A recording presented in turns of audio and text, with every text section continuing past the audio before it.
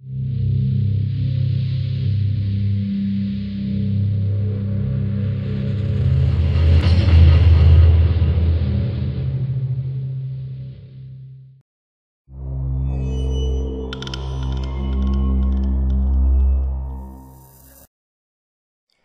everyone, I'm Jan Pražák and I welcome you to this video. It's the first in a series of developer diary videos, and over time we would like to show you both the basic and more advanced features of ArmA 2. The game is very complex and allows you to do many different things, control anything from a single character, a unit, armored vehicles, choppers, airplanes, ships and more. High command and warfare modes add even more to this, making ArmA 2 one of the most complex military simulations to date. So we feel a basic introduction to some of the various topics may come in handy. We will start today by demonstrating the very basic game controls and principles.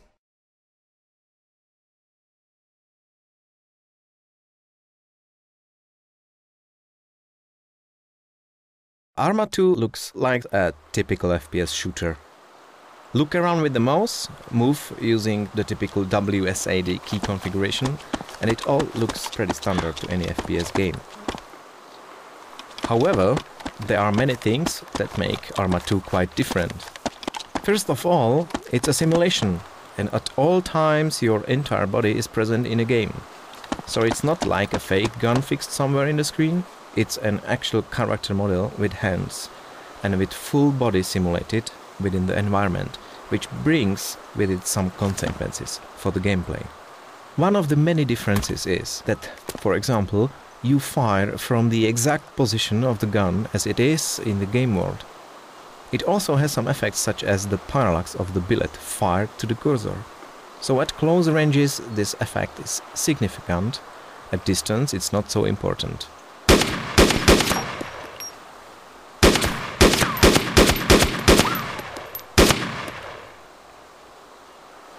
Despite the game primarily being played from a first-person perspective, you can at any time switch between a first and third-person view. This may be limited by the difficulty settings for a single player and also on some multiplayer servers. Some people feel that a third-person view is not realistic. However, it's not as simple as that, because the third-person view gives you a much better feeling of your body, as it fits into the game. In the real world, you have a broader field of view as well as being able to feel objects with your body, such as how close you are to a building or wall. Of course, you also have far more peripheral vision in real life. So in fact, I would even say that the third-person view is in some aspects more realistic than a first-person view, in terms of the world you see around you. So it's very good to have both options. The controls in ArmA 2 allows the users many ways to move and interact with the world around them. They also feature a lot of advanced or complex features. One of the very important options is that you can freely look around whilst moving in one direction in a game environment. This you can do by holding the Alt key and moving the mouse. You can see that the character continues moving in the original direction, but can still scan the entire environment whilst moving. This is very important because keeping situational awareness in the game environment is crucial. You have multiple stances which you can use as you move around. You can walk, run, sprint, as well as also being able to crouch or go prone to lower your profile. You can, of course, continue to move around whilst crouched or prone, just at a slower speed as is realistic.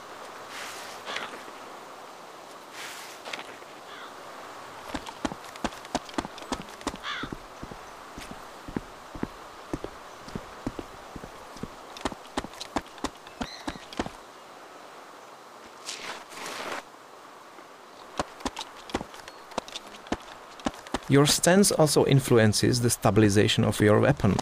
It's generally more stable when you go prone or crouch, and this also helps to make you a smaller target. In the game, as a general control principle, some of the keys can just be held and will result in temporarily doing something. So for example, when I run and hold the shift key, I walk. Then I can release the shift key to continue running. However, we also allow you to lock such actions. So if I double click shift, that means I will walk, and temporarily holding the shift key then makes me run. It's similar for leaning. I can hold the Q key and it means I lean to the left. But I can also double tap the Q key and now I'm locked into leaning to the left. This is very useful because often you want to carefully check what's behind a corner. So you double tap the Q key and then slowly approach the corner. You can see there is no enemy. So you click the Q key again to stop leaning and move forward. The same of course applies to the E key, which is leaning to the right.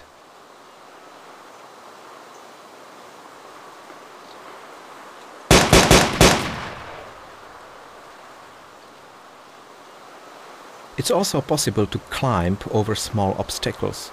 By default this is assigned to the V key.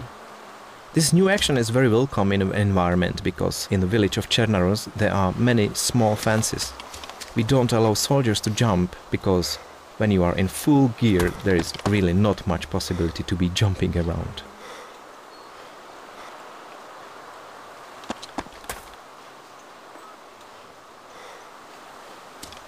Your aiming is influenced by many other things than just your stance. One of these is that your stamina influences your precision. If you run for a long period of time, you're more out of breath and your aiming becomes less accurate as a result. This is indicated by the weapon cursor, which gets broader as a reflection on your current stamina. You can also temporarily hold your breath by holding down the right mouse button. This simulates the way you would focus on one particular area. So you basically aim at a specific point where you want to be as precise as possible. You hold the right mouse button and you can see that you zoomed to that particular spot and also temporarily held your breath for a very accurate aiming.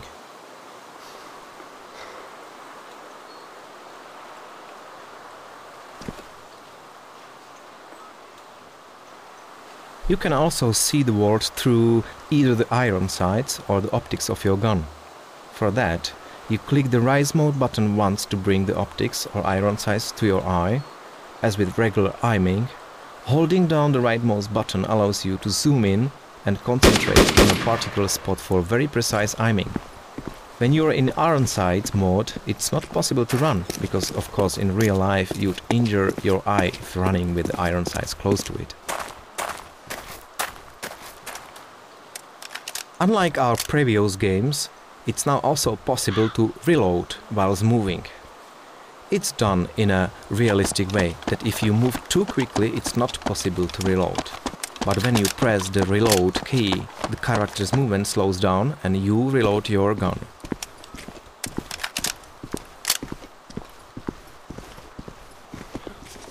Whilst prone, another move that's possible is a side roll. Sometimes it's very useful to quickly roll into and out of cover. You will also see that rolling like this will flatten the grass around you and quite easily prepare a firing position so that the grass doesn't obstruct your view.